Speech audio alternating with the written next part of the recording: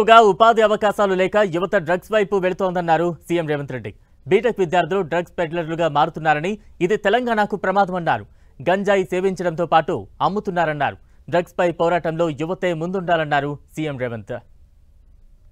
తెలంగాణ యువత ఉద్యోగ ఉపాధి అవకాశాలు దొరకకపోవడం వల్ల వ్యసనాలకు బానిసలయ్యి గంజాయి డ్రగ్స్ వైపు చాలా వేగంగా ప్రయాణం చేస్తున్నారు.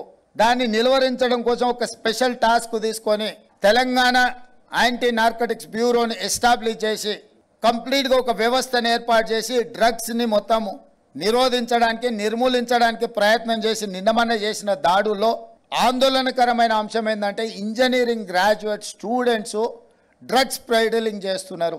ఈ మధ్య గంజాయి సేవించే వాళ్ళు కాదు, గంజాయి అమ్మే దాంట్లో కూడా engineering graduates are degree students ఉన్నారు అని అంటే ఇది తెలంగాణకు ప్రమాదం పొంచి ఉన్నది.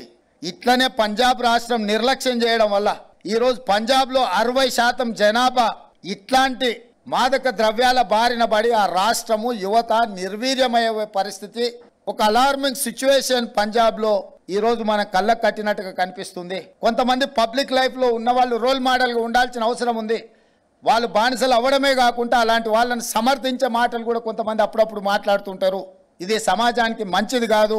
గత పాలకుల్లో కొంతమందికి వృత్తి నైపుణ్యం అంటే చైన్ స్నాచింగ్ లేకపోతే పిక్ ప్యాకెటింగ్, గంజాయి అమ్మడం కూడా వృత్తి నైపుణ్యం అనుకునే ప్రమాదం ఉంది. ఎందుకంటే వాళ్ళకున్న నాలెడ్జ్ అట్లాంటిదే. సో ఇవన్నీ కూడా తెలంగాణకు ప్రమాదకరం. ఇట్లాంటి విషయాలలో ప్రభుత్వం కఠినంగా ఉండాల్సిన అవసరం బాధ్యత ఉన్నది. సహకరించి ఇలాంటి వాటిని నిలువరించడానికి మీ అందరూ కూడా ముందు